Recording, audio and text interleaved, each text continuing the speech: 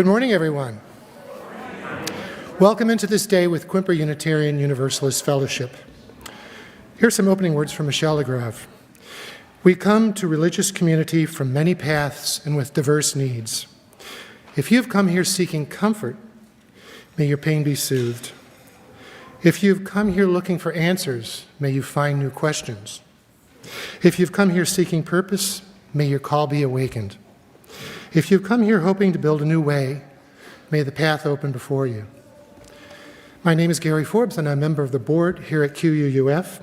As we gather, I acknowledge that the water, land, and shorelines here in Port Townsend are the traditional territories of the S'Klallam and Chimicum peoples.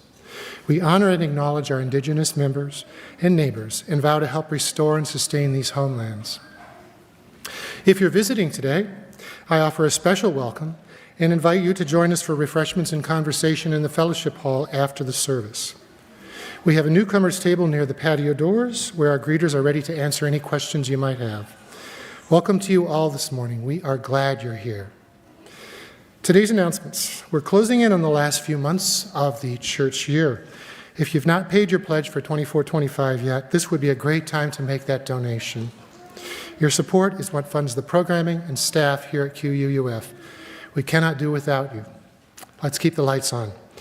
Please help us make a special book. Sorry, I'm going to slow that down. Please help us make a special book of remembrances for Linda to thank her for her transformative ministry to QUUF and commemorate her retirement. Share your thoughts, photos, poems, or drawings. Any size is welcome, up to 8.5 by 11 inches. All ages are welcome and encouraged to participate. Please deliver any remembrances to the blue mailbox in the fellowship hall by May 18th. For more information about other ways to send something, see the weekly update. June 8th, save the date. After the service, we will honor the Reverend Linda Hart with a grand British Tea Party lunch before the annual meeting. We'll celebrate Linda and thank her for her transformative ministry. Finger sandwiches, salads, fruits, and Linda's favorite, carrot cake. Sign-ups to volunteer or bring something will be on the bulletin board by the office. It will be a Linda Palooza. I didn't write this. You're just reading it, right? You didn't write it. Let us settle our minds and calm our hearts.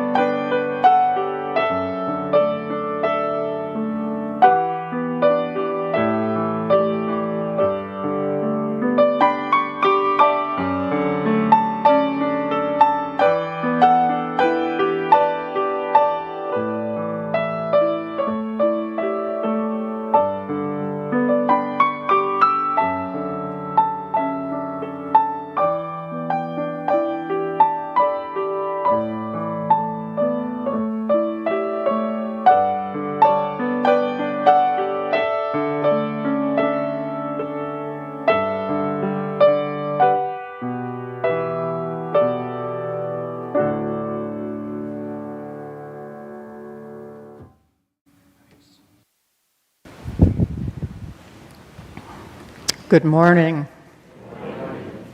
We have a full schedule today, so I just want to warn you all to strap in because it's going to be likely a bit long today. Our opening words by Amy Bowden Friedman. Once more, the earth has turned to the light of the sun. We are bathed in the light of a new day. So may we greet the dawning with fresh possibility. Once more we awaken from our slumber. As our bodies rise to meet the challenges and pleasure of living, so may our hearts and minds open with promise. Once more we gather in worship. As we join our voices in word and song, so may this assembly bring forth wholeness.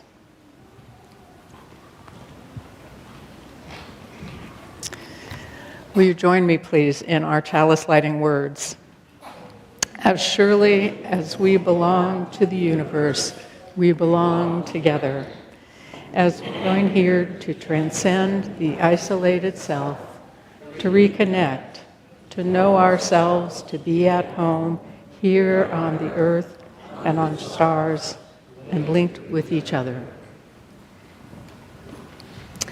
Our opening hymn is number 163 in the gray hymnal, For the Earth Forever Turning, and I just have to tell you the little serendipitous story that I learned when I sat down to mention to Helen that this is also from the Paul Winter's piece, Missa, Gaia, as was the first piece, the piece that she played. And she told me that when she was directing the Seattle Peace Choir and they had a trip to Russia coming up, she wanted the group to sing both in English and in Russian, and she needed to get permission from Kim Oler, the composer. She went to a Paul Winter concert and found her and said, I want to do this, and she said, oh my gosh, of course you can. And the day before they left, they got the Russian translation, and so we're able to sing it over there, and I just think that's the coolest dang thing ever. So let's sing, friends, For the Earth Forever Turning.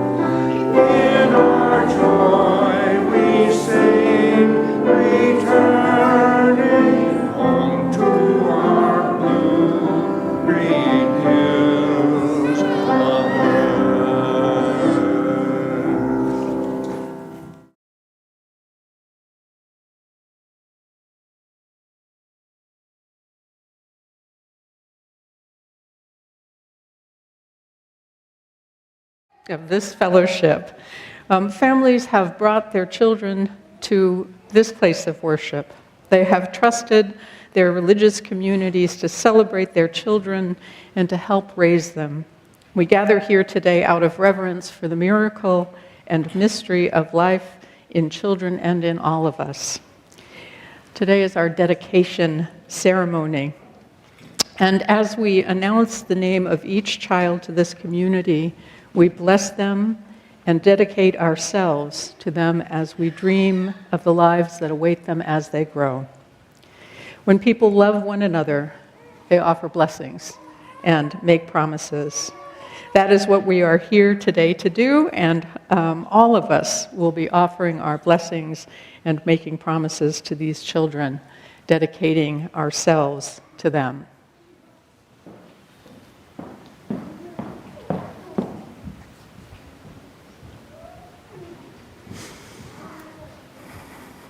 Good morning, everyone. Good morning. Parents, Jesse, Lola, Chauncey, Heather, Brian, Bart, Bridget, Sean, and Jennifer. To you is entrusted the sacred joy, privilege, and responsibility of fostering in your children a respect for their own souls, of teaching them to care for the earth and her manifold forms of life and being, and of encouraging them to walk through the world with love and care for all people. In bringing your children forward this morning, you acknowledge the need for loving care and protection, and we celebrate and welcome them into this fellowship of this religious community. Khalil Gibran once wrote these words that speak to the relationship of parents and children. Your children are not your children. They are the expression of life's longing for itself. They come through you, but not from you. And though they are with you, yet they do not belong to you. You may give them your love, but not your thoughts, for they have their own thoughts. You may house their bodies, but not their souls, for their souls dwell in the house of tomorrow, which you cannot visit, not even in your dreams. You may strive to be like them, but do not seek to make them like you. For life does not go backward, nor tarry with yesterday. You are the bows from which your children as living arrows are sent forth. Let your bending in the archer's hand be for gladness. For even as we love the arrow that flies, we also love the bow that is stable. I'm now going to ask you a question and ask you to respond with "we will" or "I will" at the end. Parents, do you promise by your example, your teaching, your love, and your wisdom to encourage their love of others? Will you strive to show them through your words and actions a life of meaning, beauty, and joy? Will you wonder with your children, grow with them, teach them, and be ready to learn what they have to teach you? Will you love them? And now, to congregation, family, and friends. May I ask you at this time to please stand as you are willing or able.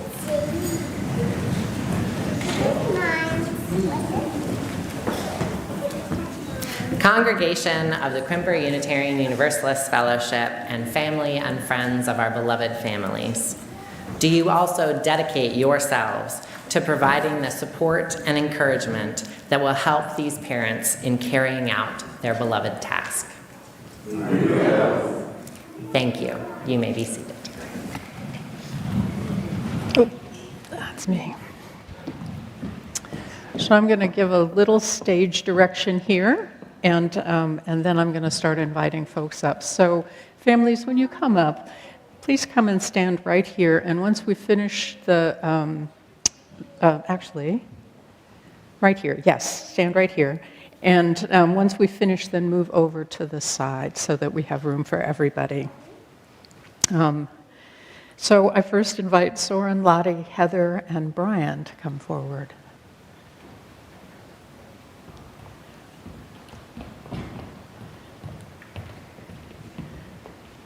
All right.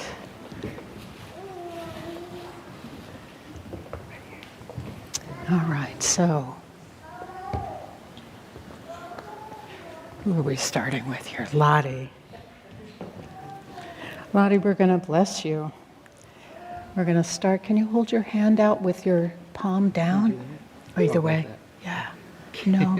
Okay. Well, I'm just gonna put a little. Maybe. Maybe. Let's see. No, it's not. Okay. Let's try with Saran first. Saran, can you put your hand out with your, like that? Is that all right? It's really nothing much. It's just I'm going to put a little earth on you, and bless you with the earth, the ground beneath us. I'm going to bless you with air by waving this feather at you, and this is the abundance of breath. I'm going to put just a tiny bit of water. There we go. And that's our original spring. And if we can move over this way a little bit, I'm going to bless you with fire, the flame of the Spirit, and air, the abundance of breath. Can we try with you? No. I tell you what, I'll do it on Dad's hand. But just want you to know it is for your hand. All right, darling. All right, so Lottie, Charlotte, we bless you with earth, the ground beneath us. We bless you with air, ooh, the abundance of breath. It is scary. I get it, darling. I really do. I bless you with water, the original spring, and with fire, the flame of the Spirit. Thank you both. Y'all maybe, or yeah, come on over. And if you need to be seated instead, that's okay. Yeah, it's going to be that morning, isn't it? McKee, Brinley, Unika, Chauncey, and Lola, please come forward.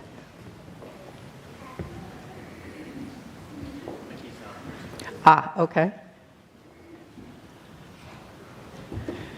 All right, let's see how this one works.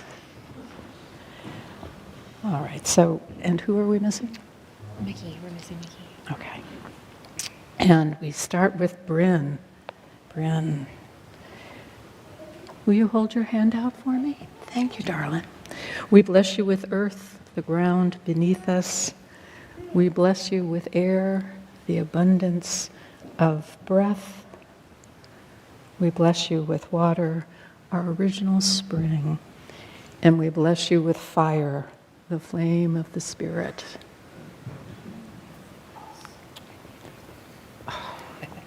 All right, is there anything better than this? Beautiful girl. Beautiful girl. We bless you with a tiny bit of earth, the ground beneath us. We bless you with air, the abundance of breath. We bless you with water, our original spring.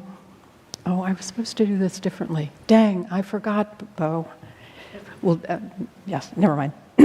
Sorry. I just love blessing each one of them, and it takes too long. So we'll bless you with fire, the breath of the Spirit.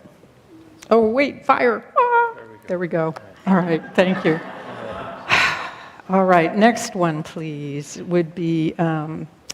where are we? Samantha, Emma, Sean, Jennifer, and Grandma Georgie, please come forward. All right, now I'm going to get them both at the same time, because that's how I'm supposed to be doing it. Yeah, Bo would have told me, but it would have disrupted everything. And he's about that. So for the two of you, my dear friends, so we have, help me with names. Emma, Samantha, Emma and Samantha. I'm going to bless you with earth, the ground beneath us. Do I need to do Mom's hand? I can do Mom's hand. Bless you with earth, the ground beneath us. Bless you with air, the abundance of breath. Bless you with water, our original spring. And bless you with fire, the flame of the Spirit. Thank you. Freya, Saskia, Bart, and Bridget, please come forward.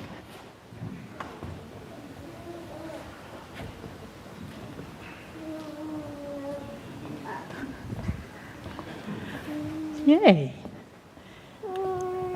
So, This is Freya. okay, Freya. Actually, I don't need each of them. Do you think we're going to get the hand? We'll start here. We bless you with earth, the ground beneath us. Let's see if we can get maybe Mom's hand. Get you. Here we go, baby. Nope, Mom's hand. We bless you with air, the abundance of breath.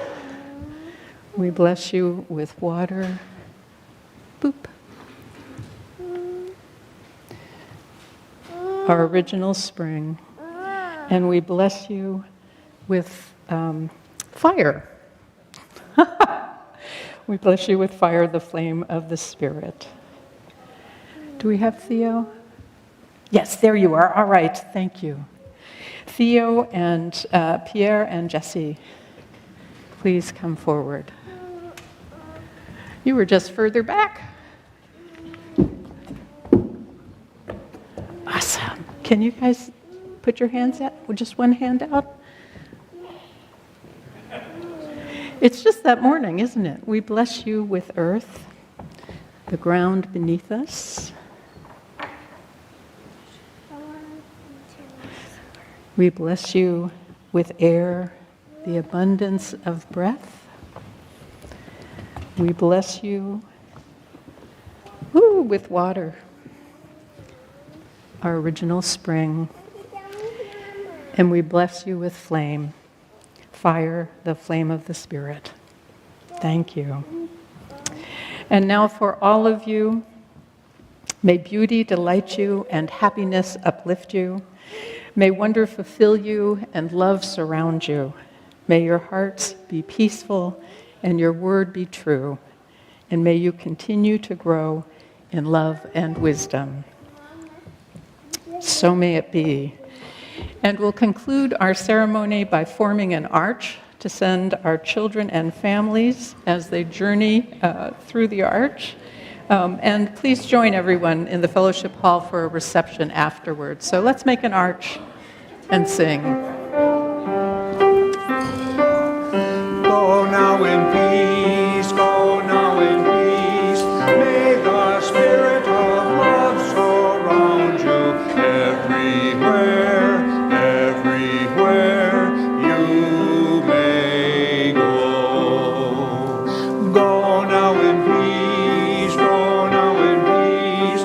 May the spirit of love surround you everywhere, everywhere you may go. Go now in peace, go now in peace. May the spirit of love surround you everywhere, everywhere you may go. Boom, boom.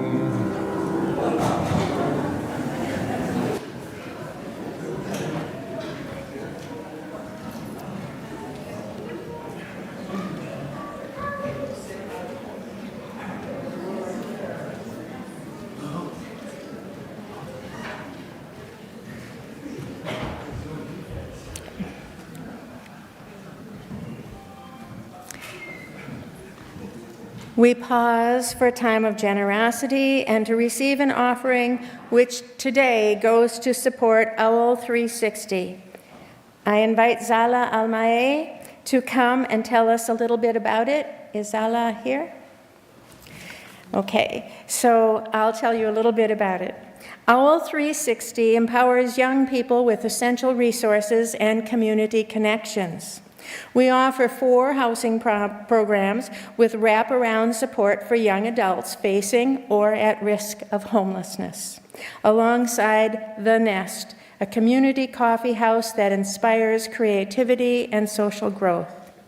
Our services also include career pathways, mental health support, and 2 educational initiatives, Clemente and Open Doors.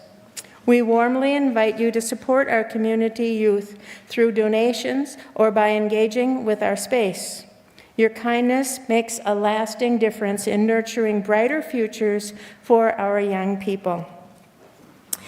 The ushers will come among you to receive the offering, and additional ways for giving will be projected.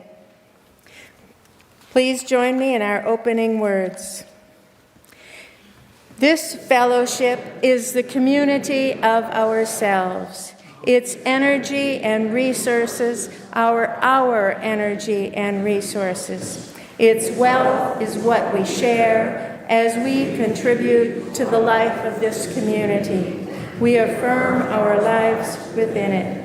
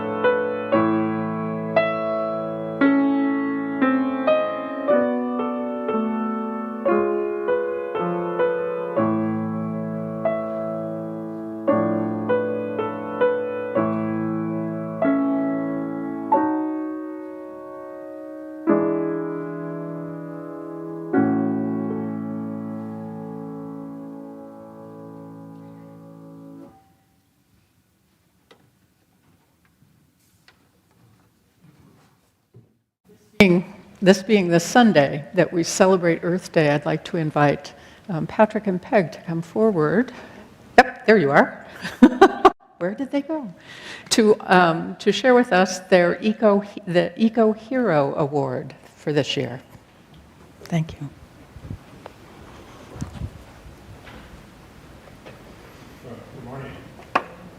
Good morning.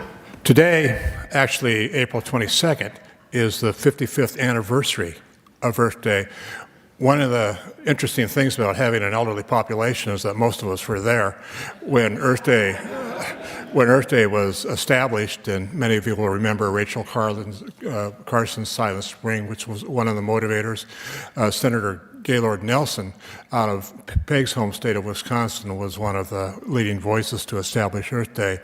The Eco Hero Award is presented by the Green Sanctuary Environmental Action Team, of which Peg and I have been the co-chairs for some time. This is the 18th annual Eco Hero Award that we have presented.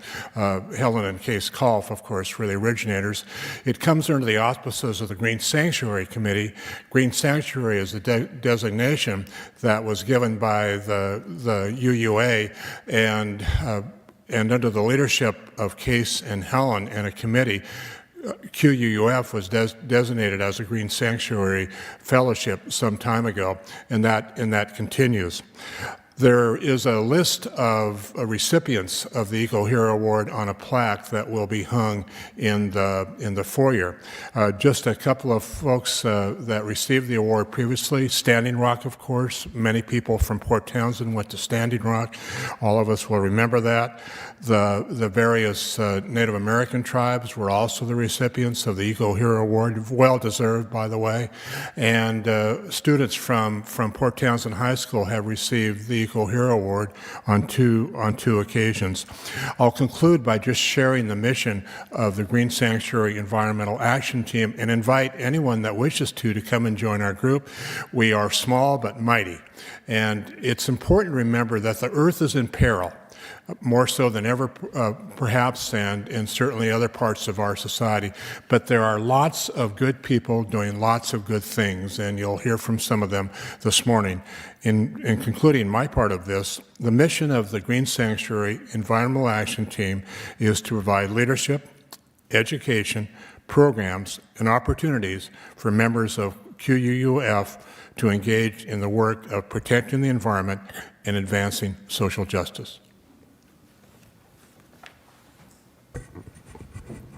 It's our pleasure today to present the Eco Hero Award for 2025 to the Olympic Peninsula chapter of the Washington Native Plant Society. That's a mouthful, also known as NPS, Native Plant Society, for their important work. They will tell you more about their projects in a minute, but we want to especially mention that the work that they have done to restore and protect the Camas Prairie, which I understand is in full bloom right now at the golf course. So now Sharon Schlentner and Dixie Llewellyn, please come up. They are representing the NPS in accepting this award. They will have a chance to speak in just a moment, but I just want to explain what the award is. First of all, you will have the name of your organization added to our Eco Hero plaque. Oh, there you are. In the foyer, and we are presenting them this certificate recognizing you for your good work. Don't know who wants to take that or where you'll put it, but that's up to you. And then we also are giving their organization a donation to help you guys further your existing projects and to keep growing just like your plants. So I'll give you that as well. Oh, thank you. And I'll hold it for you while you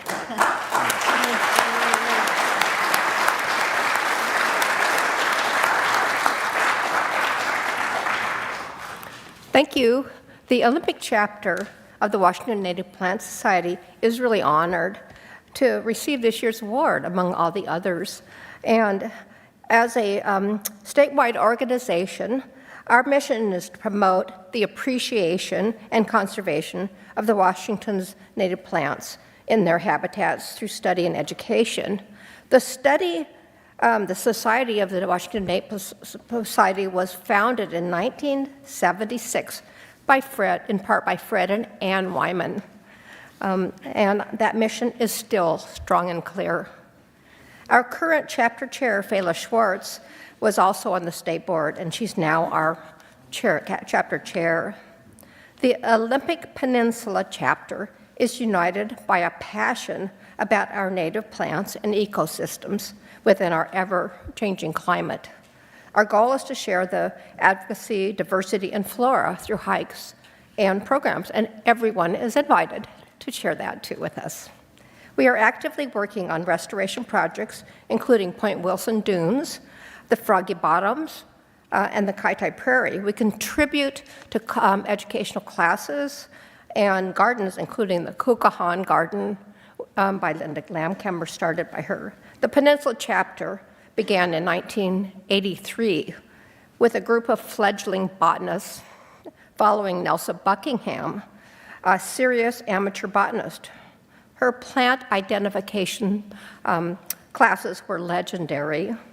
We experienced the joy of looking really closely at grasses and flowers for identification. And I was lucky to be one of her students. She was alerted in 1986 to the beautiful array of flowers over the Camas Prairie within the golf course. It wasn't even the Camas Prairie then. She became a major player in the early preservation of this magic spot, the Kaitai Prairie Preserve, along with Jerry Gorsline, Forrest Schomer, Fred Sharp, Bob Steelquist, who's now a board member, and John Barr. They fought a legal battle to get a legal agreement with the city of Port Townsend.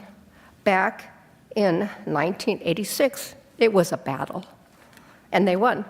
We have a maintenance agreement, a 15-year renewable.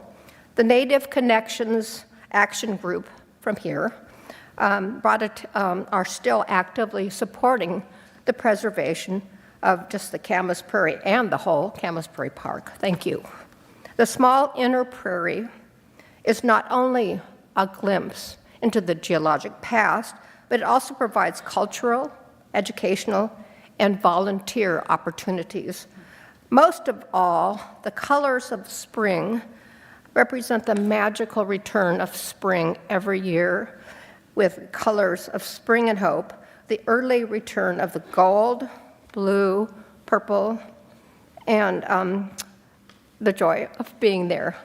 Tread lightly when you visit the prairie and reflect on those that have come before us who have saved this jewel.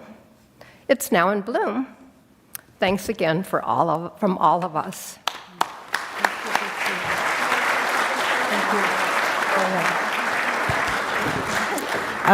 Before we conclude, I just want to mention that these wonderful representatives of the Native Plant Society have put together a table of the really interesting stuff out there in the foyer straight through. So as you leave, please stop by their table.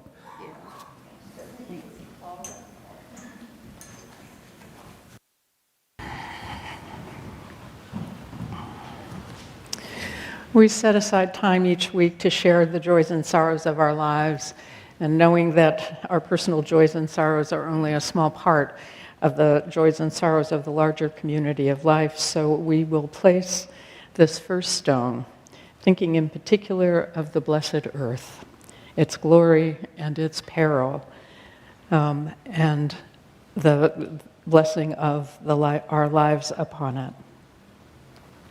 Now within the congregation, we have several today. Sisters Barbara Allen and Mary Bennett both had surgery last week, Barbara for a knee replacement and Mary to repair a back injury. Both surgeries went well. We light 2 candles for the joy of them moving toward health and healing. They express gratitude to their loving family and their beloved friends. We light another candle for the continued healing of Kirit Bansali. Kirit was transferred from Jefferson Healthcare to Virginia Mason Hospital on Friday to address electrolytes issues and infection concerns following his knee replacement surgery last month. We light a candle of healing and love for Kate Simpson, who is continuing her recovery from back surgery at the Queen Anne Healthcare Facility in Seattle. Kate misses her Port Townsend and QUUF community, so welcomes your phone calls and cards and visits if you are in Seattle. And we place a final stone holding in our hearts these joys and sorrows, but also thinking of those joys and sorrows that are held quietly in our hearts. Thank you. Let's come into a time of quiet together, a time for reflection or meditation, as is most your custom. I'll begin with some words by Jan Richardson, and then we'll have a time of stillness.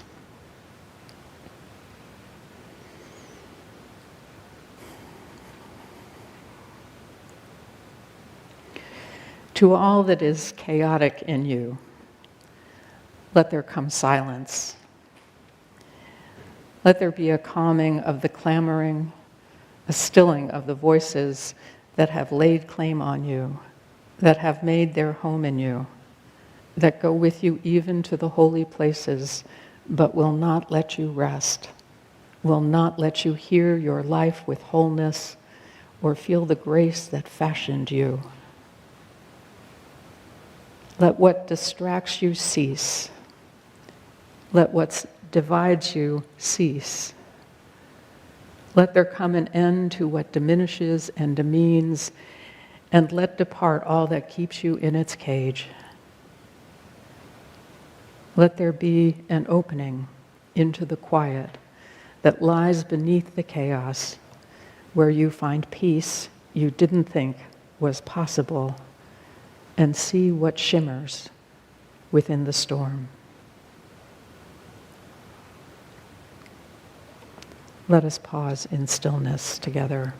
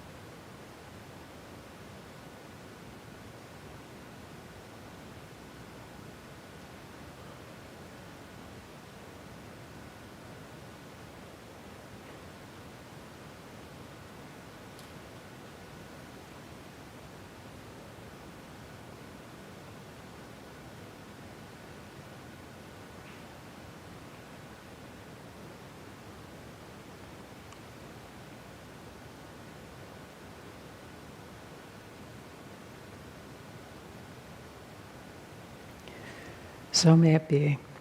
Amen.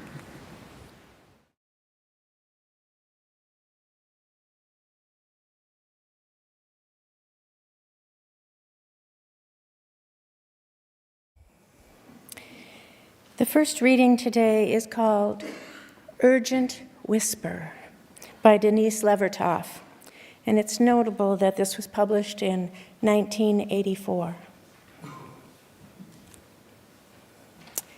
It could be the roll of Earth's tight chest, her lungs scarred from old fevers, and she asleep. But there's no news from the seismographs. The crystal pendant hangs plumb from its hook. And yet, at times, and I whisper, because it's a fearful thing, I tell you, a subtle shudder has passed from outside me into my bones, up from the ground beneath me, beneath this house, beneath the road and the trees. A silent, delicate trembling no one has spoken of, as if a beaten child or captive animal lay waiting the next blow. It comes from the earth herself. I tell you, earth herself. I whisper because I'm ashamed. Isn't the earth our mother? Isn't it we who brought this terror upon her?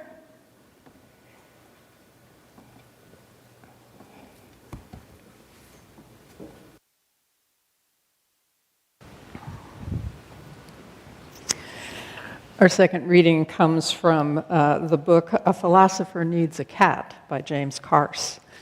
In this passage, he's talking about being a child in Wisconsin and the mystical experience of watching geese fly south in the winter. He writes, "First there was the lake itself. The prevailing grayness of the skies merged so perfectly with the water that the horizon vanished, giving the impression of endlessness.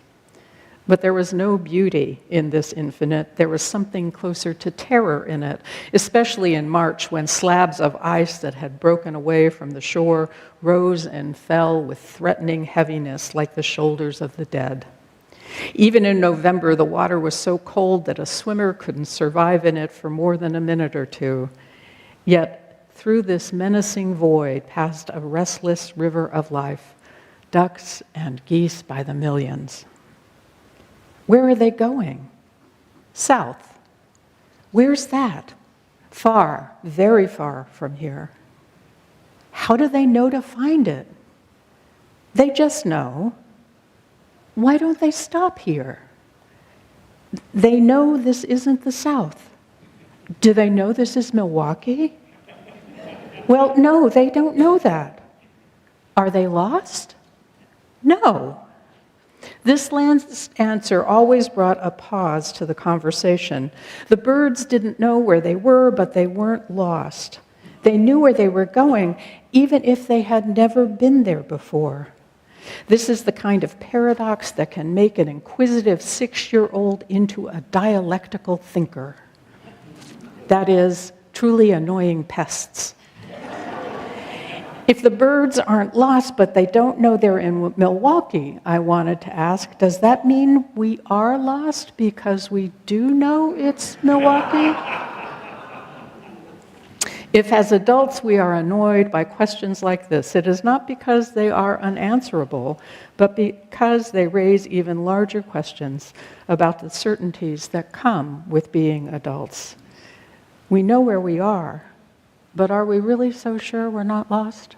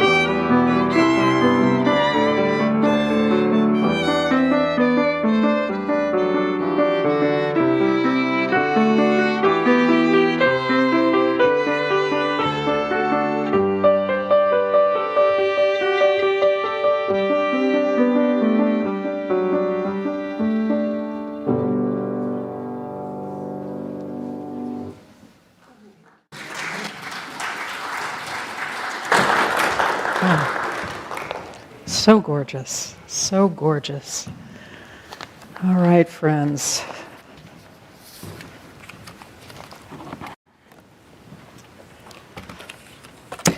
When Earth Day rolls around, I always remember how proud Peter and I were when we lived in London. Our carbon footprint went down enormously when we moved there. We went from having 2 cars to having none. We were public transportation people while we were there, and were very rarely in cars over the 6 years that we lived there. That was a matter of considerable pride for us. Given that our little house didn't really have room, and recognizing that they're much more rare in England, we never had just a regular tumble dryer. The dual-purpose washer in our kitchen was terrible at drying clothes, just absolutely terrible. So we never used the dryer feature. The clothesline strung across our small back garden got a workout. And when it was too wet, our clothes adorned all of the radiators and various clothing racks throughout the house. Another vast energy saver. Green, green, green, green. That was us. We convinced the church, who owned the house that we lived in, to replace the windows and to lay down proper insulation in the attic. We were very proud that we had accomplished that. And then we came back to the U.S. As soon as we arrived, Peter restrung the clothesline in the backyard. One of those old metal frame ones had been installed there long before we had bought that house, and we never had used it in the time we had lived there. We would keep up those good habits, though, that we got in the UK, and we would hang our laundry all the time. We considered having one car. How hard could that be? Well, it took less than 6 months for our dryer to become the standard process for drying clothes, and it became clear almost immediately that we would need 2 cars, so we got a second one. Our habits reverted back to our American ways. The feeling I had wasn't as much guilt as it was relief. Taking the bus or the train everywhere we went felt virtuous, and in its own way just normal. But I have to say that schlepping potluck dishes with me to church events on crowded buses, or needing to haul my suitcase up long flights of stairs in the central London train stations, and measuring carefully what I was able to take everywhere I went was frankly a pain. Thank the powers that be, we discovered grocery store delivery, and that meant we weren't spending all of our Saturday morning doing our big grocery shop. Even with an early start, it would always be noon before that one chore was done, and our hands would be angry red and aching from carrying all the groceries home with us in our carrier bags. What a relief to simply get in my car and go where I wanted to go. What a relief to have a trip to the store take 20 minutes instead of an hour. What a relief not to have to plan so carefully about what I needed to do and where I needed to go.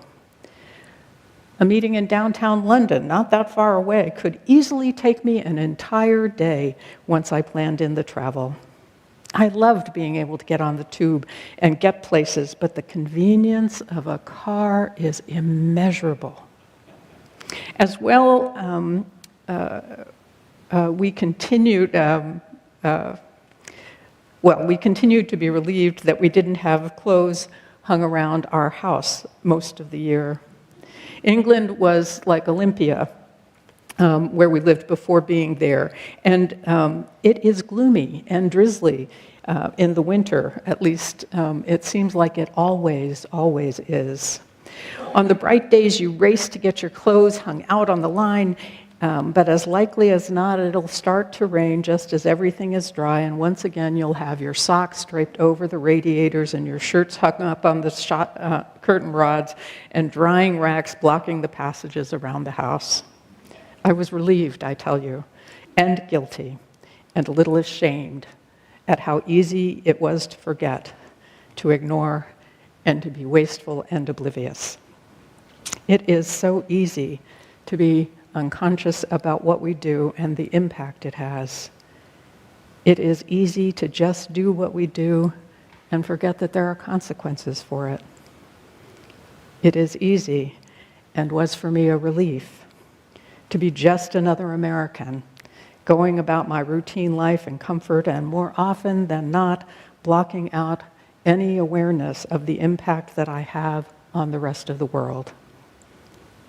And I'm a little relieved to see that via Facebook that my colleagues, who I admire so much on their work for climate change, I admire them even, I have discovered that even they, when they attend forums and protests, I am relieved to see that they too climb aboard enormous fuel-consuming behemoth airplanes to fly off to one place or another, though I'll say my colleague Fred Small has made the commitment to not fly and only takes trains to wherever he needs to go. And I have to tell you, I always want to ask forgiveness for my relief, as you might want to ask for forgiveness too for yours, and turn to the question of what to do with that kind of awareness. And at least as importantly, how do we hold on to that awareness and make some sort of difference in this whole swirling mess of a world that we have? Because you see, this should be so very easy, shouldn't it? We get it. We get it completely.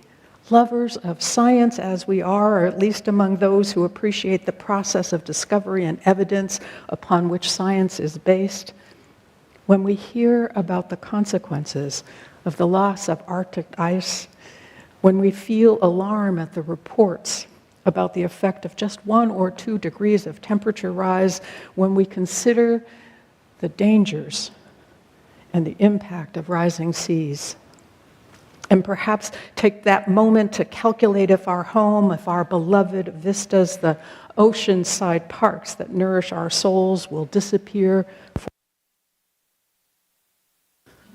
I seem to have gone off. Okay, there we go. While we move further inland, when we hear all the bad news about climate change, it should spur us to action. Now, I don't want to report all that bad news that's out there. If you're paying attention at all, you know that swirl of stories that we face as the atmosphere warms, or reported realities about the islands in the Pacific, the chemicals in our strawberries, and the genetic modifications of plants and animals that are more and more technologically intricate, and the effects of which we don't fully understand, and whose unintended consequences we can only imagine, sometimes with great dread. And I have to say that I'm every few years I think back to Kurt Vonnegut's Cat's Cradle. Anybody else have read that? You all remember that? Ice Nine. I mean, back when I read it, it seemed like a really unlikely sort of thing. But in that book, he talks about the kind of main thing is Ice Nine, a chemical that is at the center of that book. It allows water to be solid at a warmer temperature. And when it escapes the laboratory where it is being made, the oceans become solid, along with the rivers and streams. Now imagine losing all the water in the world. You perhaps understand why it comes to mind. But my point is, it should be easy for us to respond, right? To leap the barricades, to shout those catchy chants about what we want and when, and to take action. It's not like we don't know, right?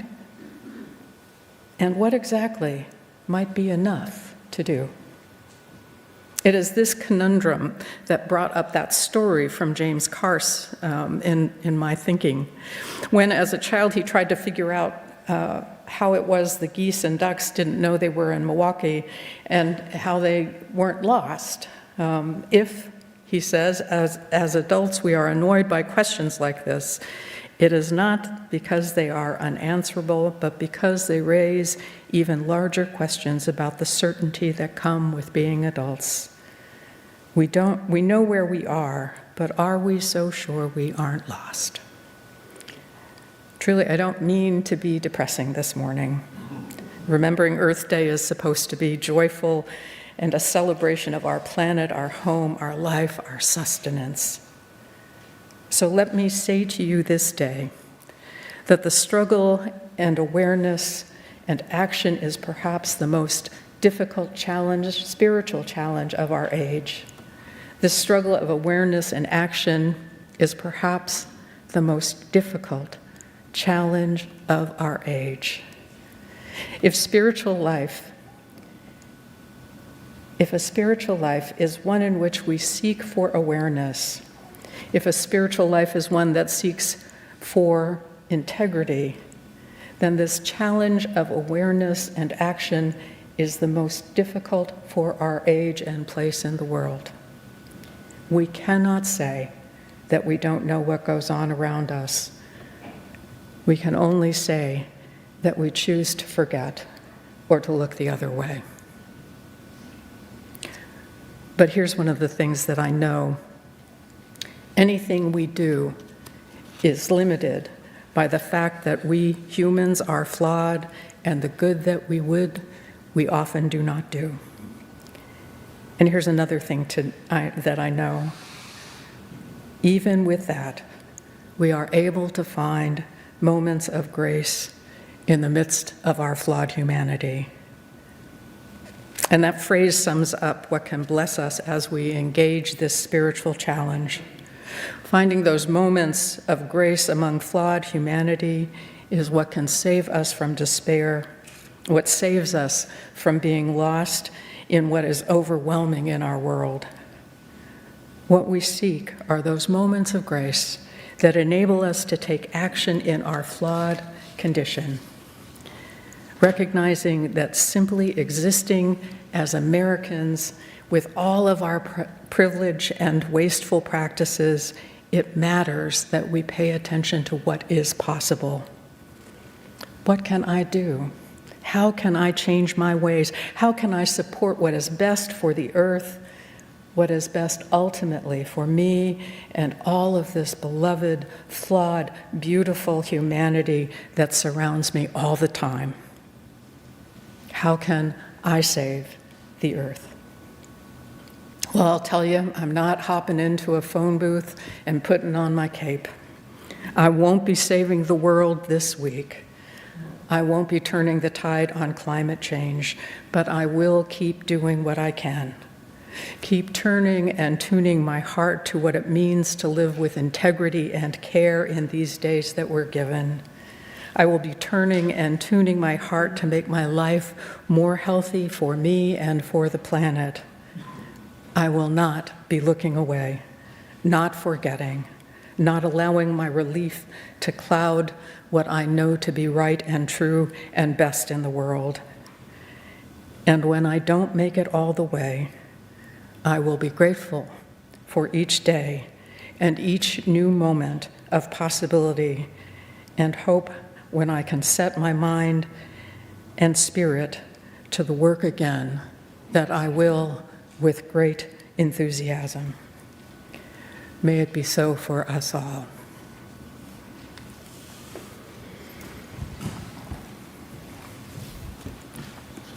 Our closing hymn, my friends, is Blue Boat Home. Please rise in body or spirit.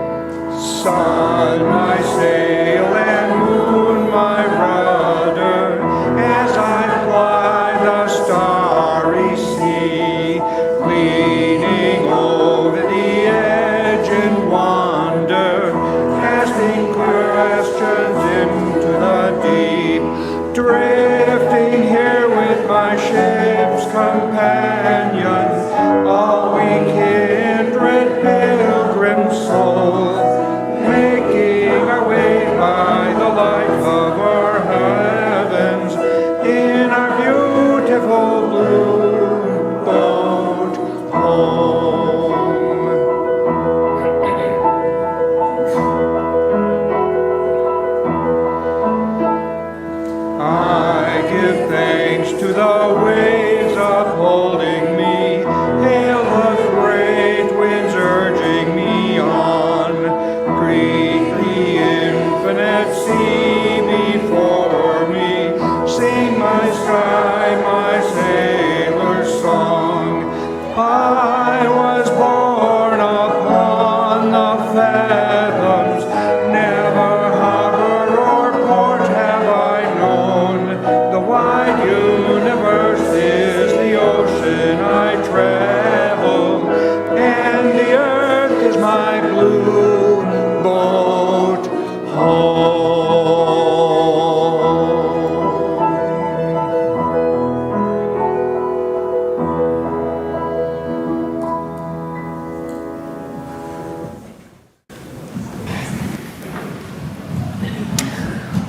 Our closing words by Wayne Arneson.